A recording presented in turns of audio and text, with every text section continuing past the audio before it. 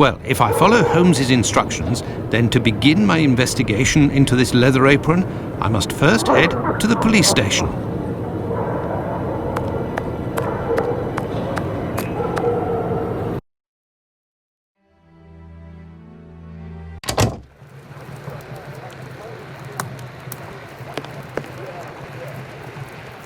Good evening, sir. What do you... I know you. You were here last week with Sherlock Holmes. Indeed. I have come to bring a message from Sherlock Holmes for Inspector Aberline. Very well, I will pass it on. But come to think of it, someone was asking about you recently. Finlay, the caretaker of some shady boarding house nearby. Does that mean anything to you? Ah, perhaps. Actually, I read in the Star that you have arrested a suspect called Leather Apron. You shouldn't believe what you read in that rag, sir. The man is being hunted, but we have yet to get our hands on him, and we aren't close to it either. Why ever not? Bah, he's a specialist in the streetwalker racket. These girls make pitiful witnesses, and we don't inspire confidence. Furthermore, the man seems to be pretty discreet lately. Someone must be helping to hide him.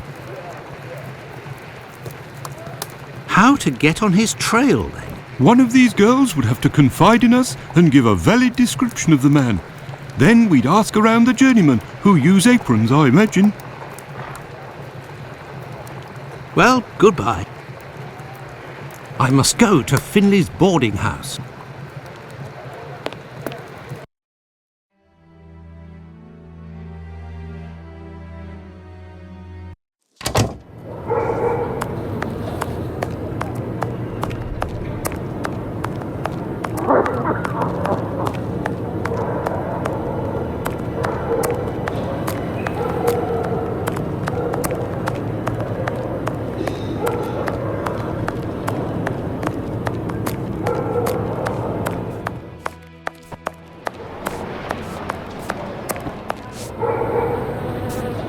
Good evening, Finlay. Oh, good evening, sir. Aren't you the gentleman who was with the great detective the other time? That is indeed me, Dr. Watson. Tell me, Finlay, I was told that you were looking for us at the police station. Indeed, I wanted to thank you for last time, you know. That vagrant has never set foot round mine again. I even found a tenant, one who pays his rent, I mean. You don't seem very happy, but you were lucky to have found a good tenant so quickly. It's just that this man is very strange. He paid several days in advance and I gave him a key to the place. Since then he goes out every night and returns at ungodly hours. I'm sure he goes to visit the ladies, but still, every night. And when he moved in, something must have broken in his case and stank up the stairs in his room for 2 days. I think it was a jar. It must be over there. Tell me, have you heard talk of Leather Apron? By the papers, that's all. This man seems very sinister. Do you know any journeymen who use this type of apron? The slaughterhouse butchers, I believe, but definitely the cobblers. I know one, old Isaac Solomonovich. His workshop is on a small street in the Jewish community, across from the hospital. He's a good man. He can help you. But you know, the people there are very close and don't share much with non-Jews. Thank you, Finlay. At your service, sir.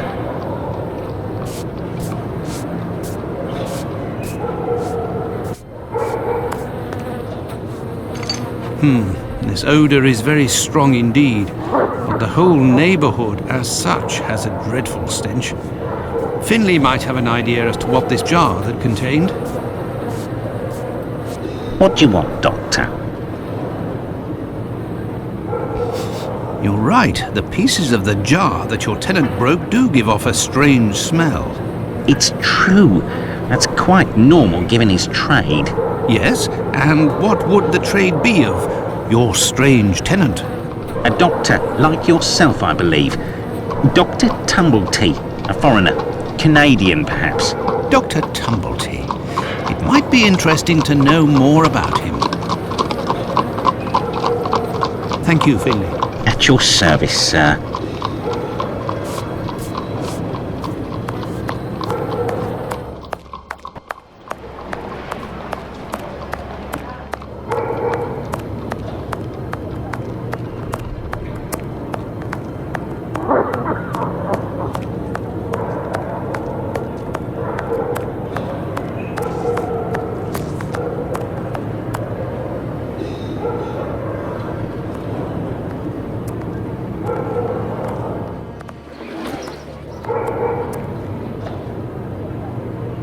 Oh, it's you. I'm coming. Dr. Watson, how are you? Well, and yourself? And how's your uncle? Oh, he sleeps a lot, but he doesn't seem to be suffering. Your medicine has worked wonders. Thank you again. It was the least I could do. I have come to see you about a certain Leather Apron. Have you heard of him? Oh, yes, of course. Terrible things are said about that man. Have you ever come across him? Goodness gracious, no. But I know that he has threatened and taken many girls in my situation. I don't know what more I can say, but Bella would be able to tell you some. Who is Bella? Bella Pullman. She's the landlady of the place where I could take you there if you like. Please do. It's me. It's Lucy. This gentleman would like to speak to Bella. It's the doctor who helped me. I must leave to return to my uncle. Thanks again.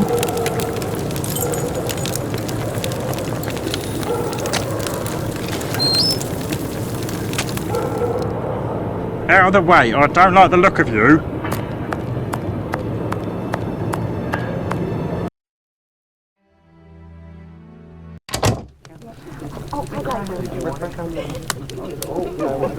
Can I get a refill, please? If you'd be patient, Madame Bella will arrive in a moment. Oh, look at him. Good evening. I am Dr. Watson. It is young Lucy who told me to come see you. Ah, so you're the Good Samaritan who saved her uncle without asking for anything in return. And now you've come to see me, no doubt, to explain that the poor little thing doesn't belong here and you will see to her future. Well, if you expect me to let her leave with you... It's not that, ma'am. You should know I am a married man. And why should that matter? I believe there has been a misunderstanding. The reason that Lucy sent me here is that you may be able to give me some information about Leather Apron. Are you a doctor or a constable? I am most certainly a doctor, but I am acting in this matter in a private capacity, and I would like to find this man. Well, if you're able to rid us of him, I'll give you a week's worth of free passes. That man is a thorn in our sides. He spies on the girls in the streets and watches them inside the houses, spying through the windows. And as soon as they're finished with a client, he jumps on them without any warning and forces them to give him their money. I've never seen him, but one of my girls was attacked by this man, and she said that he wore a leather apron and carried a knife. And his face, oh, he has a horrible head, with rat's eyes and a deformed mouth. She even said that she knew his name, Pizer or Pizer, I think. But I don't know where she can be found. Margie, Nutcracker, the girl I'm talking about, could tell you more, but I had to let her go last week. Very cool. Why did you let Margie go? The poor girl caught a shameful sickness, and the symptoms have attacked her face, if you know what I mean. So I gave her notice, and a little bit to help her along. I don't know where she is now, but she'll certainly be getting treatment at the clinic if she's still in the neighbourhood. Did you speak to the police? What would they do? Who cares about the girls in the streets? Would you have received a visit from another doctor, a stranger by the name of Tumbleton? I'm just like you, Doctor. Sworn to secrecy in my profession. But as I've taken a fancy to you, I can tell you that this name is not unknown to me. And if you do me a little favour, it is possible I might remember something about him. What kind of favour must I do for you? You see that man over there? He's a rich artist, a painter, a regular client round here. Well, yesterday, he came and left his cane in the umbrella stand in the hall before going into one of the rooms. Well, when he returned to this room, the cane had disappeared. It's a cane with a massive silver knob. Must be worth a fortune. He threatened to call the police unless he got free services in my establishment for a year. I'll be forced to accept, unwillingly, of course, given the services that he's demanding, unless the cane is found. Did you question the residents regarding the theft? They didn't see anything, and there's not one of them that would risk stealing from a client here. Who was in the room when your weasel of a client was in the chambers? There were a few that came and went, but Mary could tell you better than I can, because she was the one at the counter yesterday. There you go. Thank you, ma'am. No problem, my angel.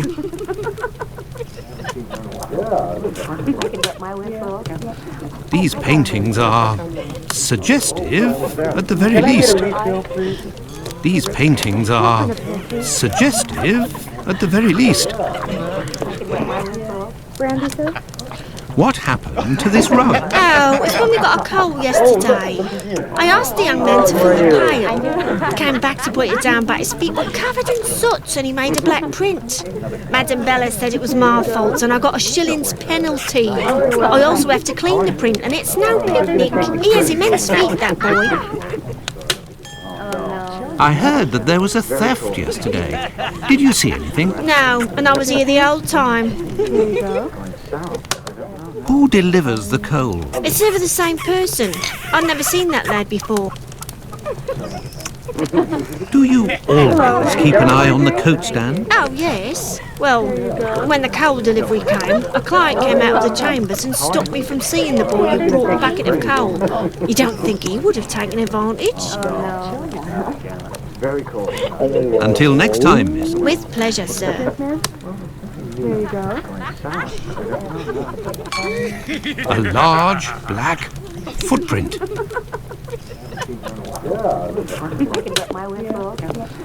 These paintings are suggestive at the very least.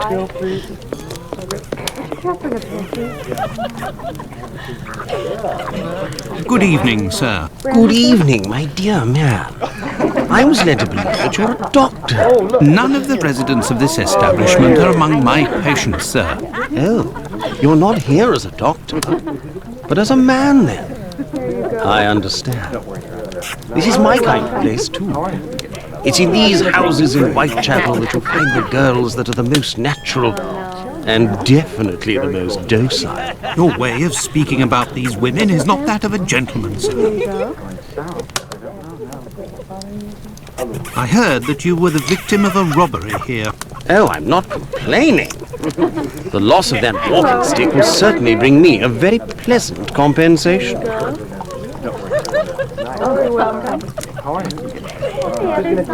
What does your cane look like? The stick is ebony, about 35 inches long. The round knob is made from chiseled silver with a ring around the middle of the same workmanship, just like the tip, for that matter. If you find it, don't tell a soul. Keep it for yourself. Got it? Well, goodbye, sir. Goodbye, or until next time. And good evening.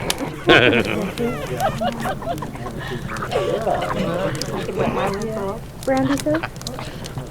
These paintings are suggestive at the very least.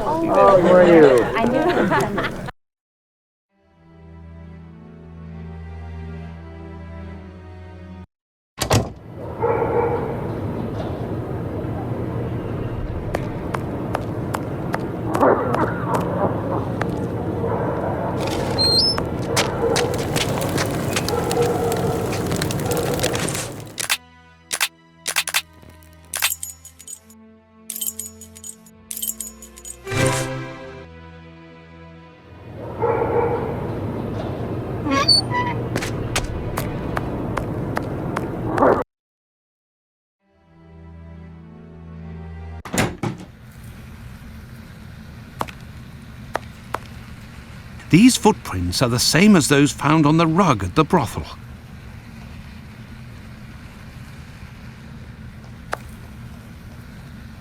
Good evening, Doctor. My name is Dr. Watson. Pleased to meet you. Good evening.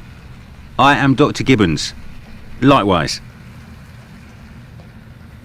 I have come to see you about one of your patients. Margie goes by the nickname Nutcracker, who gets her prescription from the clinic. She's a lady of the night and is afflicted with a venereal disease. I know who you're talking about. Indeed, Margie has syphilis and is being treated with mercury. Do you have her address? No. And for your information, she left London for good 3 days ago. She felt threatened. Margie felt threatened? But by whom? I believe that Margie was particularly scared of a terrifying man who attacked her once. Did she say the name Pizer or Pyther? Unfortunately, she didn't give a name, but she described a man with shifty, rat-like eyes and a mouth twisted in a sinister grimace. Did Margie have any idea where this man who terrified her so much might be found? No, but she told me that another girl who'd been attacked like her had told her that this man worked in a cobbler's run by an old Israeli. Also, she saw him again last week, the night of the big fire. She told of going to see the fire like most everyone else in the area. While there, she recognised her attacker in the crowds gathered at the warehouses. There was no mistaking a face like that, she said. She kept an eye on the man the whole time the firemen were working in order to avoid him. Pardon me, Doctor, but who made the large black footprints there near the beds? The brother of one of my patients. The poor thing had a leg amputated after colliding with a carriage. We arranged to find her a prosthesis. Prostheses are very expensive. How did this man pay? He told me that one of his uncles gave him a walking stick with a chiselled silver knob. I agreed to accept this knob in exchange for a simple prosthesis with harness. But this object is of great value, and I could finance half a dozen other prostheses by selling it on Petticoat Lane. Doctor, I have reason to believe that the silver knob that you possess is from a cane that was stolen by the man who brought it to you. And I believe I know to whom it belongs. That's what I was worried about. The story of the uncle seemed a little strange. Nevertheless, you must have proof of what you claim. I will show you all of the knobs that we have here. If you find the knob that the young man gave me, I will believe you. So be it, but something is bothering me. I will need a complete cane, not just a knob. Don't worry, dear chap, build one. I can loan you some tools. Make use of the odds and ends in my cupboard. It'll help get rid of it. Well, I shall try. I will have to remember the description that Sickert gave. Goodbye, Dr. Gibbons. Until we meet again, my dear colleague.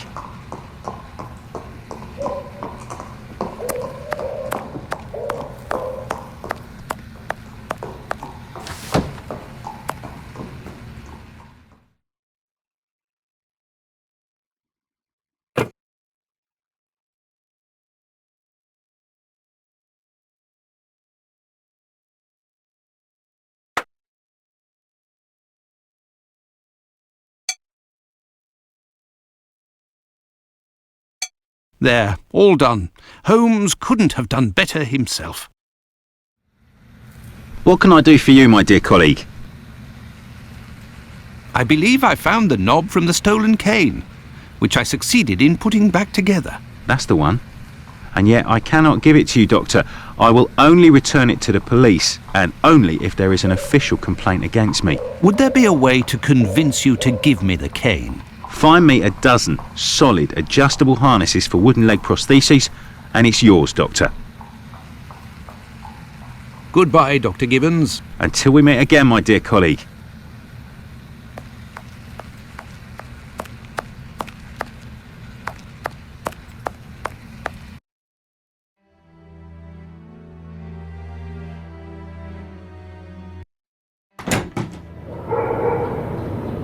This interview with the doctor revealed an important fact.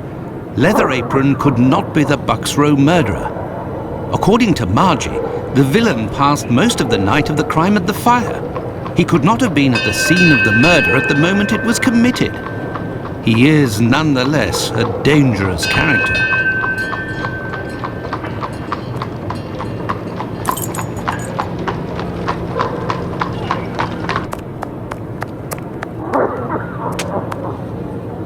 cobbler's shop.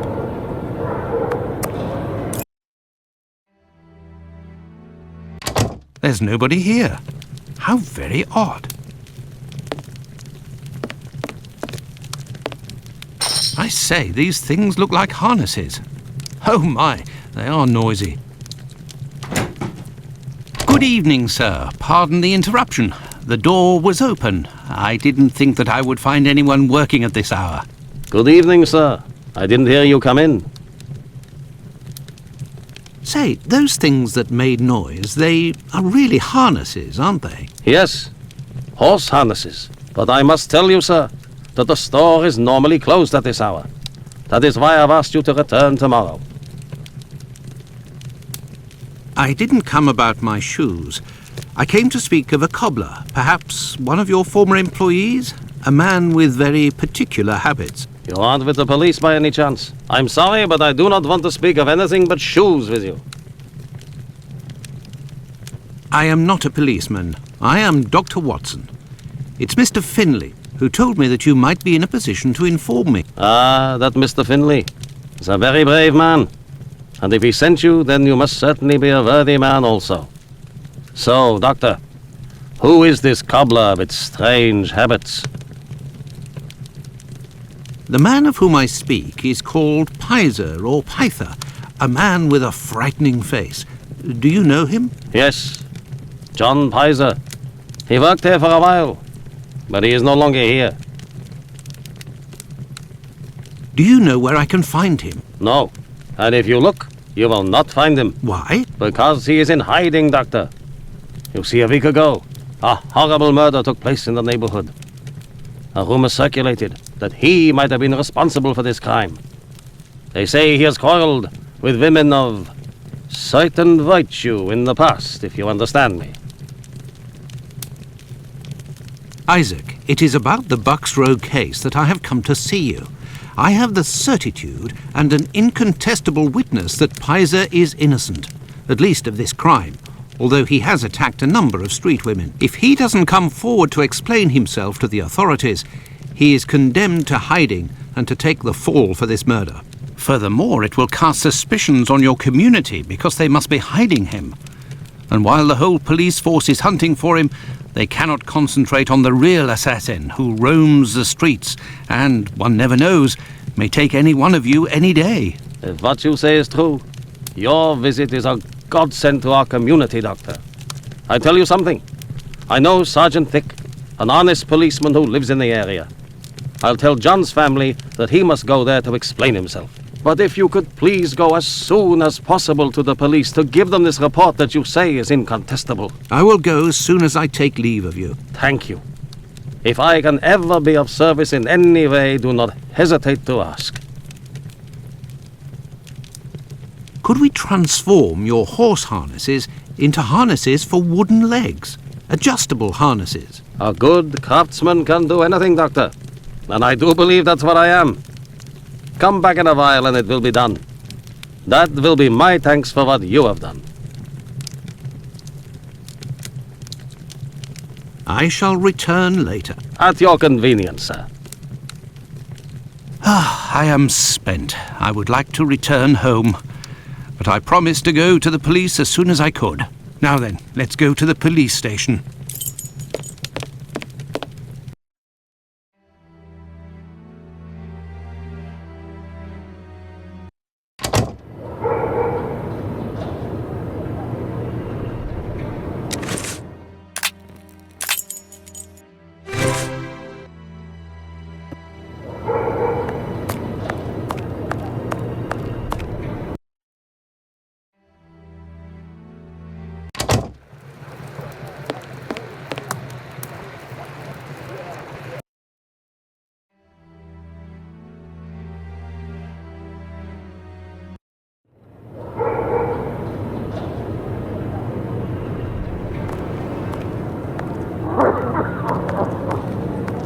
Will you? Yes.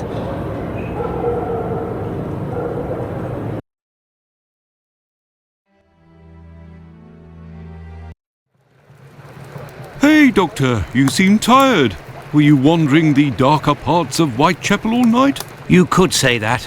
I have some information on Leather Apron, the man of whom we spoke earlier. Do you know where he is? No, but I can clear him of the Bucks Row crime.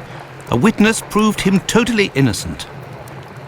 Oh, Watson, is it only now, after many hours of walking, that you decide to pass on the important message that Inspector Aberline is waiting for? But, no. But what are you doing here, Holmes? I was worried, Watson, and with good reason it would appear.